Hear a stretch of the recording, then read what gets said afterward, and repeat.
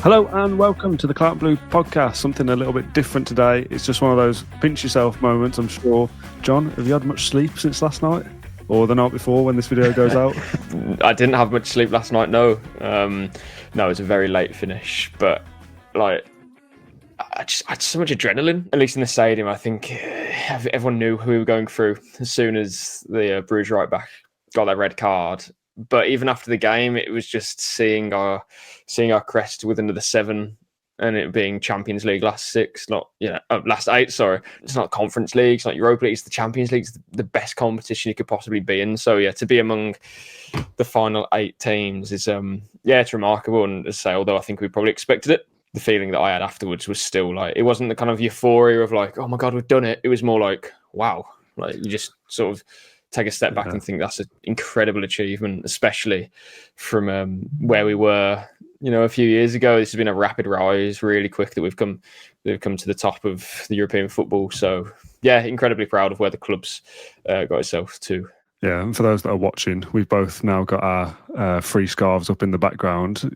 I'm glad and pleased to report that nobody needs to send you any scarves. You've managed to get one this time. Keep your own scarves, everybody. John Townley's fine. No, I didn't nick one off anyone's seat or anything like that before anyone makes any absurd accusations. There was a few where the snacks are in the press room. There's a few there, so I thought, I'm taking that. I don't know if it was anyone's in the press room, but there was a 3 or 4 stacks, so I think I'll take one. We're here today to talk a little bit about PSG, actually. I think this video comes out on the Friday. Wednesday night and Thursday has been the kind of pinch yourself feeling of, wow, you see those graphics of the last 8 and Villa's badges in there, and it looks both absurd and normal at the same time, weirdly. Yes, we feel like we belong at this highest level, but to see us there when the things like the UEFA Champions League social media accounts are posting out PSG versus Aston Villa, quarter-final tie number 2 or whatever it is. It's wow, yeah, that's us.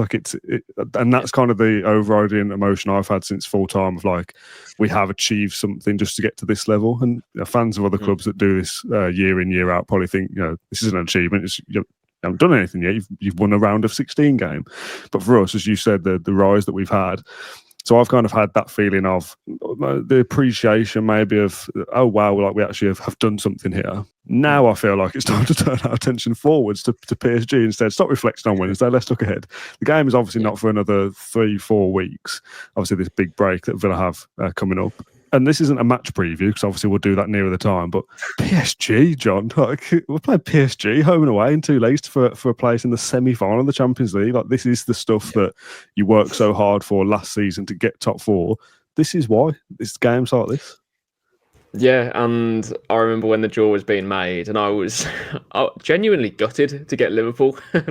I was despondent for a few hours when we were drawing. I really wanted to get Barcelona, really, or at least that was the thought. It didn't even come into my thinking that PSG would beat Liverpool, and that's poor on my part because clearly I don't watch the Uber Eats League, or is it the McDonald's League? No, I'm not too sure.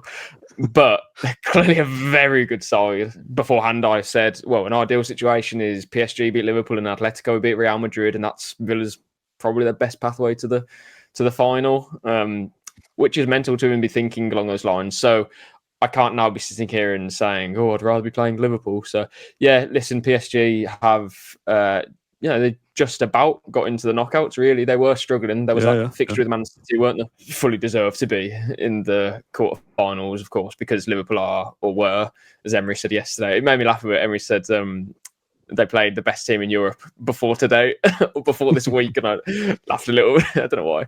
Yeah, obviously they finished first in the league phase, so it makes sense to say that. But PSG are clearly a proper team, and it's interesting how all the kind of Galacticos leave, and all of a sudden, they've got some really good young players. They're working as a team properly now. So yeah, of course it'll be a massive task, but it's not the point. As you say, Dan, it's we've got a big tie, and I don't know, fantastic side, but equally, you are right. This is a team who didn't set the world alight in the league phase. I didn't expect us to get anywhere near the quarterfinal. Bruges is an easier task than some other games that you could have in the round of 16. But taking that away, Bruges is still a Champions League side, as we said in the post match, and played some good football. And if not for the red card, maybe they nick a goal before half time, and it's a different tie then. So, this wasn't a cakewalk despite the 6-1 scoreline. But in the end, Villa are absolutely worthy winners, and now set up a tie with PSG that is, for me, just exciting. Like maybe when we do the preview a couple of days before the game, it's like PSG is scary. Like I'm worried for us. Hopefully we can stay in it after the first leg. But for now, it's just what a tie we have on our hands to look forward to. That second leg at Villa Park in the quarter-final, obviously you want us to still be in the tie. And, who knows what's going to happen.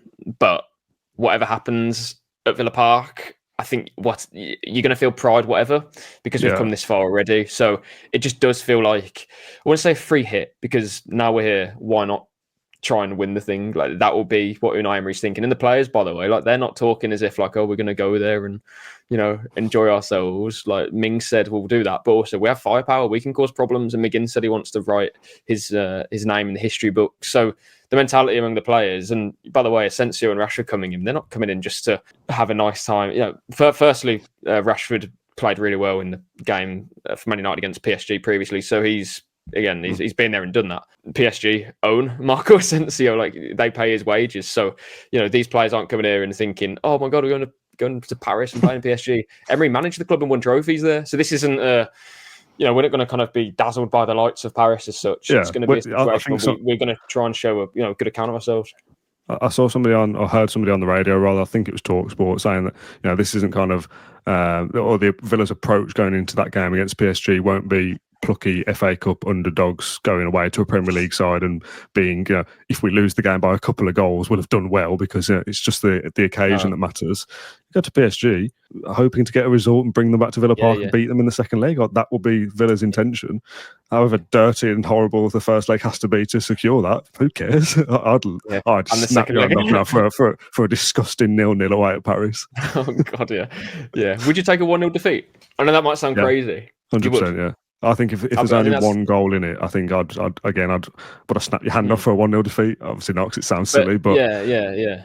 I think a lot of people will be fearful of the PSG Liverpool first leg, that another team could have lost that 4-0. And if that happens to Villa, it don't matter that the second leg is at Villa Park, because the tie will be over. Yeah, I just want the Villa Park leg to have.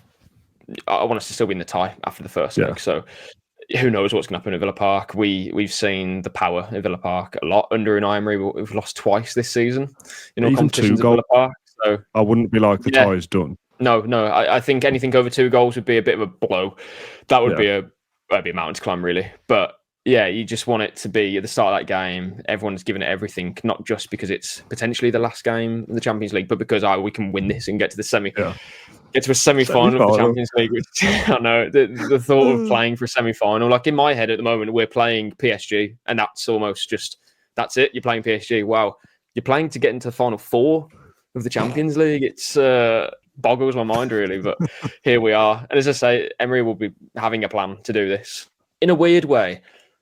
I think it's probably a blessing that PSG have nearly wiped the floor with Liverpool, because we know exactly what to expect now. I actually think if we played PSG, because I remember thinking this before, if we played PSG in the round of 16 like Liverpool did, I would have been pretty okay, it's a big team, but they're not a favourite for the competition or anything like that, judging on their league phase performances in last season as well. And again, it's the French league, and it doesn't come with much competition apart from maybe a couple of teams like Marseille and Lille, Monaco.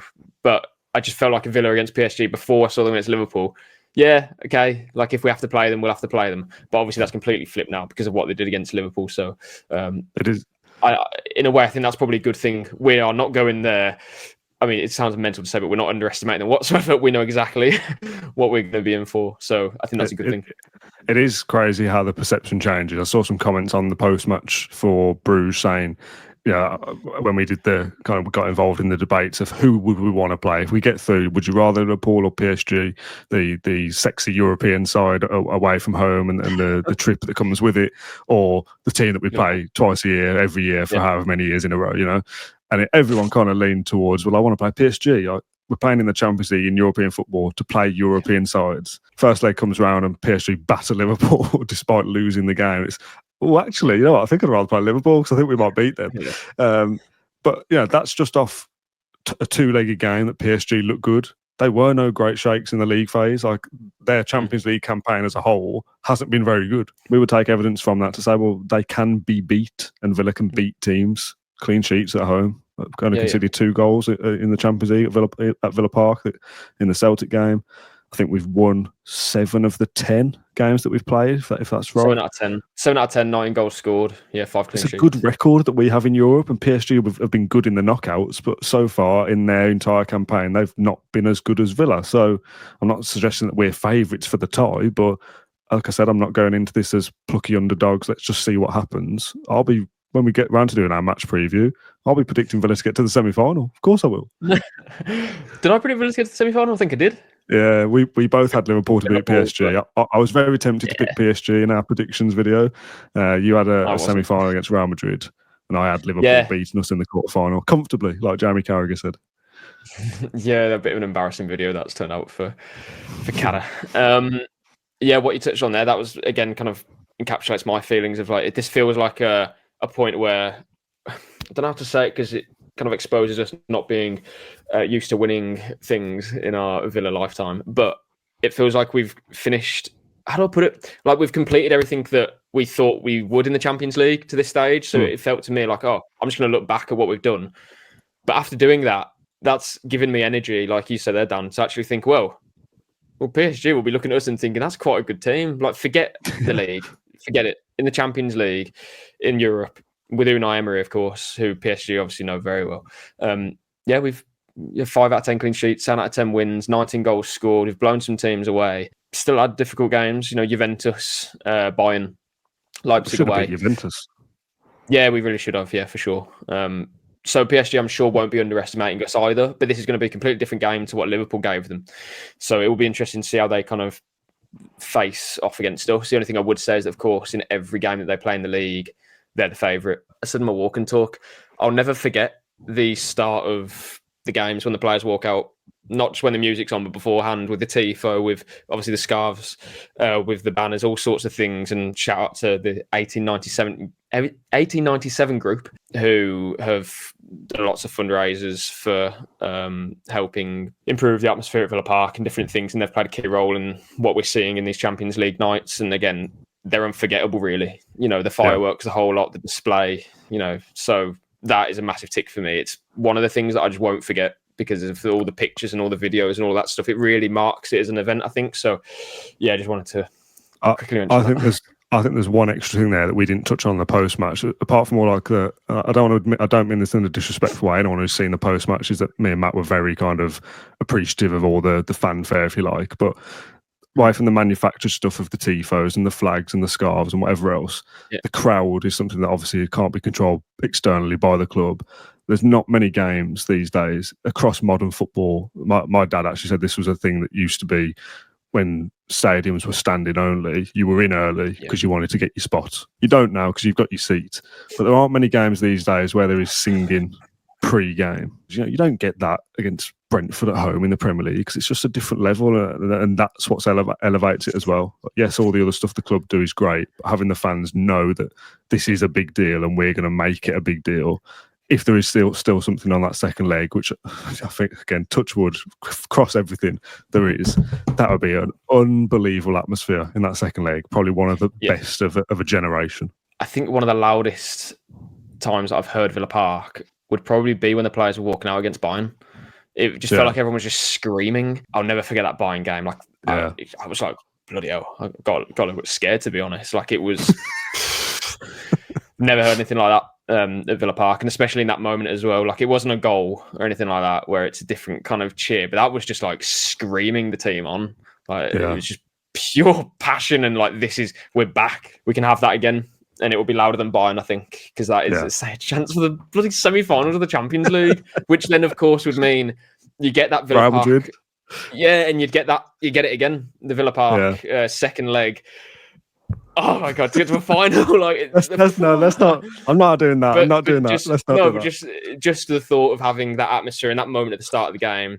Yeah, we've got it at least once, and we can all look forward to that. Hopefully, if we don't get beaten by a few, hopefully not. But hey, I'm sitting there. It could happen, but I don't think it will. I think we'll be able to kind of keep ourselves kind of responsible for a kind of respectable scoreline for sure. Yeah. And just one thing to end this little video very quickly. You could pick out a number of Villa's players who could cause PSG damage. And this is not necessarily in the first leg, because maybe we do set up to be a really horrible, cagey affair and we don't see much creativity. You just don't know.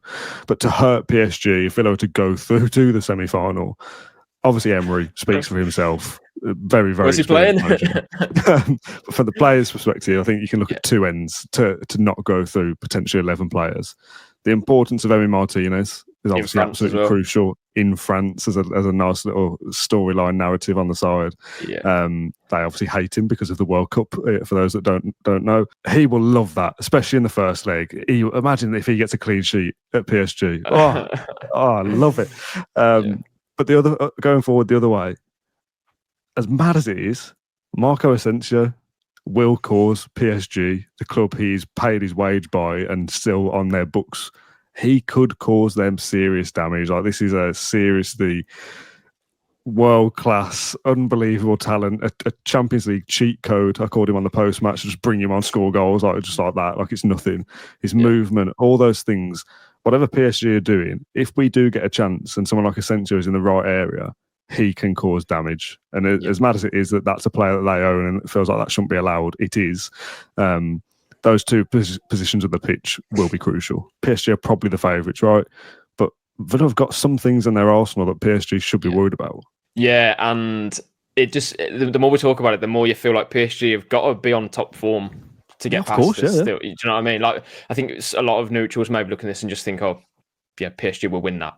But if they don't play to their best ability, there's a lot there that can cause an issue. Even small things like that, like Luca Dean used to play for PSG. He's a French international. Desassi has played in the Parc des Princes many times for Monaco. Martinez goes without saying. Other players, Kamara as well, obviously played for Marseille for a number of years. He's more than aware of that PSG atmosphere as well. So quite a lot of that team are going to go to Paris and think, okay, yeah, I'm up for it, let's go, sort of thing, rather than it be like, oh wow, like the great atmosphere, so many fans, that sort of vibe. I don't think we're going to kind of curl up in a ball and think, let's try and hold out until that second leg at home and we can hit them with an atmosphere. It's going to be to devise a game plan and execute it. And as I say, there's the mentality of the players now is we have nothing to lose in the Champions League, which makes an incredibly dangerous opponent for anyone. And with that second leg at Villa Park in both the quarters and semis, why would you, I don't want to say bet against because everyone says it these days, but why would you sort of, I guess that is the best way of saying it. I don't want to sound cliche, but it is that, isn't it? Like, why would you doubt us? Why, you know where I'm trying to go with it. I just think if PSG don't turn up to their full capacity, they can come unstuck. And then that second game at Villa Park, who knows what's going to happen? You just you get the feeling that something, strange things have happened. So, really looking forward to it now. Yeah, me too. We'll do an actual match preview, obviously, near the time, although some elements of what we've discussed today, the feeling of the occasion will probably still be the same, if not heightened, given how much closer we'll be to the game, obviously, by the time that we do that episode. But John, thank you for joining me on this quick one. We had to jump on after the Bruges game on Wednesday. We've reflected on that now. Now it's time to look forward. Sadly, Villa don't play for like another 40 days or something stupid, but there'll be still plenty of content coming up on Claret and Blue during that break. So stay subscribed, stay following on Spotify and Apple Podcasts to keep you up to date with the latest content. Thanks for watching or listening to this episode of the Claret and Blue podcast, and we'll see you with something else very soon.